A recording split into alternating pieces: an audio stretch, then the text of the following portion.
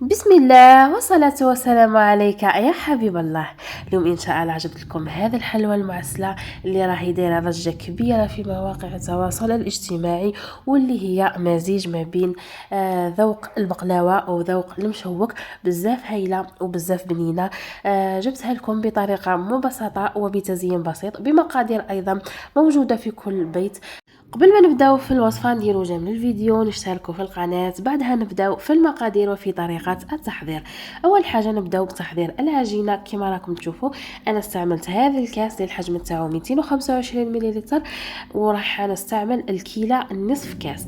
عندي 3 كيلات من الفارينه، كل كيله تعادل نصف كاس. حجم الكاس 225 ملل.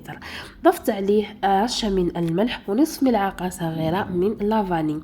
عندي نصف كاس ولا كيلة من لا مارغرين او الزبدة تكون ذايبة وتكون باردة، ضروري انها تكون باردة. ذوبوها وخليوها تبرد جيدا باش تستعملوها. هنايا نبدا نبسط هذيك العجينه تاعي مع الفارينه مع هذيك الزبده، لازم تدخل كامل في بعضها كما راكم تشوفوا. نبدا نلم، بعدها نبدا نحك بكف يدي حتى نشوف باللي الفارينه تبسط كامل بهذيك لا مارغرين.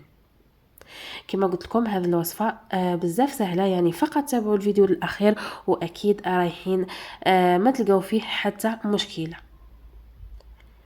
انا تعمدت يعني ما نحذف لكم حتى مقطع، مع انه الفيديو شويه طويل، لكن تعمدت اني نعطي لكم جميع النصائح وجميع الخطوات. انا بعد ما تاكدت باللي لا مارغرين تاعي دخلت في هذيك الفارينه كامل، انا جبت بيضه. جيبوا بيضه يكون الحجم تاعها صغير، لانه الكيله تاعنا كيله صغيره ماهيش كبيره. رايحه نستعمل الصفار والبياض راح نخليه في النهايه نحتاجه في تزيين الحلوى تاعي. وانا عندي ماء الزهر. نبدا نلم في العجينه تاعي باستعمال ماء الزهر. بنفس الكاس اللي كيلت به كنت درت 4 كاس من ماء الزهر، وبديت نضيف بالعقل ونلم في العجينه تاعي حتى تحصلت على عجينه تكون طريه. بالنسبه لماء الزهر كنت انايا استعملت هذاك الربع كاس وزدت كميه قليله.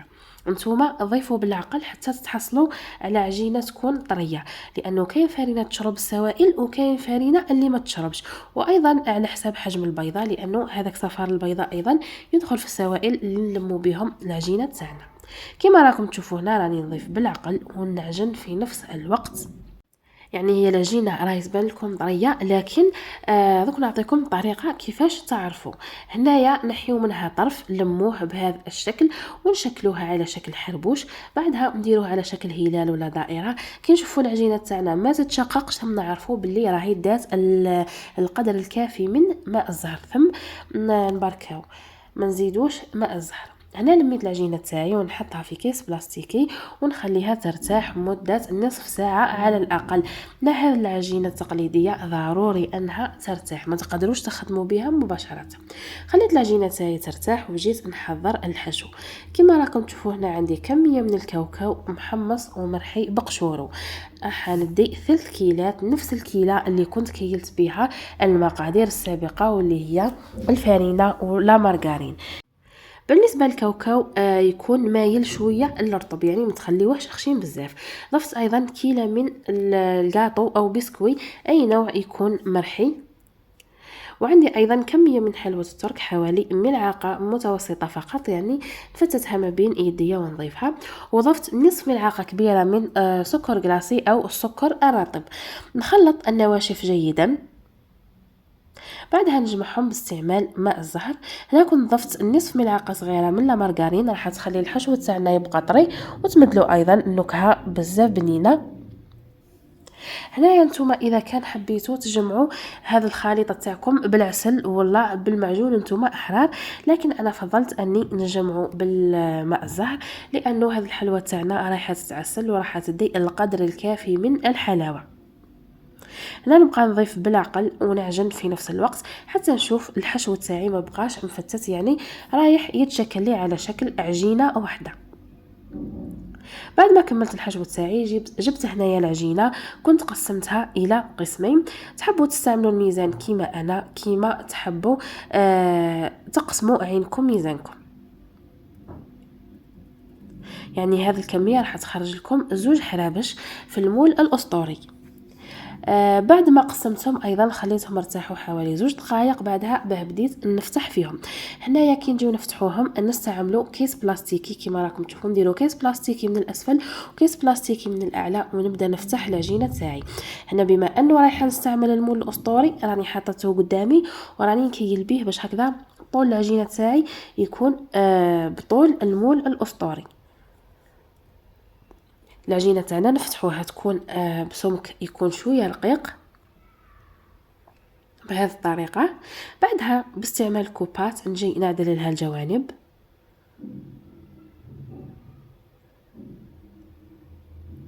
يعني العمليه راهي بزاف سهله، ما تخافوش منها ابدا. وايضا الحشو كنت قسمته الى النصفين باستعمال الميزان. وزنت الكميه كامل بعدها قسمتها الى نصفين. نجيب هنايا الحشو تاعي ونديرو على شكل بوده بهذا الشكل ولا على شكل حربوش، وراني نكيل على حساب المول الاسطوري باش هكذا يخرج لي الطول تاعو متناسب مع العجينه.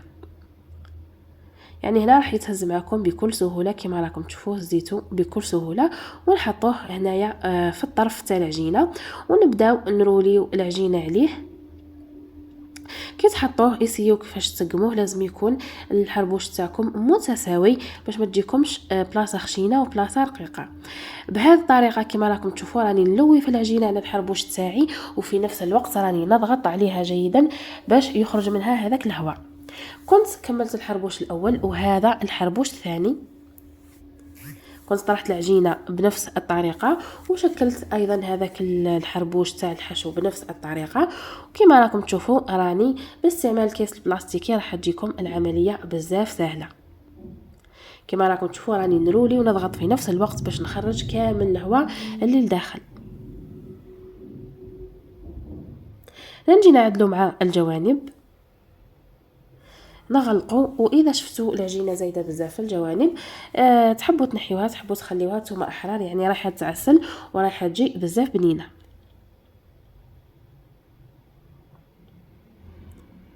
نعاود نغلفوا بالكيس البلاستيكي بهذه الطريقه وباستعمال الكوباس نديروا هذه الحركه باش نتحصلوا على حربوش يكون املس من الاعلى ويكون متساوي. يعني بهذه الطريقه راح تتحصلوا على الحربوش يكون بنفس السمك. هنا بما انه راني رايحه نزين الحربوش تاعي في هذا الكيس البلاستيكي راح نخليه في الكيس البلاستيكي. الحربوش الاول راني كنت كملته. ندخل الحرابش تاعي للمجمد مده 10 دقائق الى ربع ساعه يحكم رواحهم فقط. بعدها نجي نكمل لهم التزيين. هنايا بعد ما فاتت عليهم 4 ساعات كما راكم تشوفوا كنت فتحت الحربوش تاعي الاول وجبت بياض البيضه اللي كنت خليته في البدايه باستعمال بانسو ندهن الحربوش تاعي جيدا. دهنوه على جميع الجوانب باش هكذا كي نحطوا له الكاوكاو رايح يلصق فيه ويلصق في جميع الاماكن. كما قلت لكم انا هنا زينتها بتزيين بسيط فقط. استعملت الكاوكاو. انتم اذا عندكم كاوكاو ايفيلي ولا فو بيستاش ولا عندكم مكسرات يعني زينوا بالحاجه اللي تعجبكم وبالحاجه اللي متوفره عندكم واللي يحبوها افراد العائله تاعكم. انا حبيت هذا التزيين اللي يكون بسيط. كما شفتوا هنايا بعد ما كملت البوده الاول نحطه في المول الاسطوري اللي كنت دهنته جيدا بلا مارغرين. اذا كان ما دهنتوش المول تاعكم وحبيتوا تستعملوا ورقه طهي انتم احرار. حنزين الحربوش ثاني بنفس الطريقه. كما شفتوني دهنته جيدا بالبيضه على جميع الجوانب ونزيد نعاود نزينه بالكاوكاو. نحط كميه مليحه من الكاوكاو ونروليه فوق هذاك الكاوكاو ونضغط عليه باش الكاوكاو تاعي يلصق مليح. ومن بعد كي نجي نعسلو ما يطيرليش في العسل.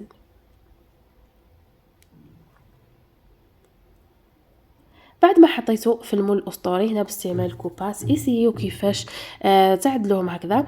من الافضل الحرابش ما يكونوش هكا ملتصقين في بعضهم يكون بيناتهم حوالي 1 سنتيمتر.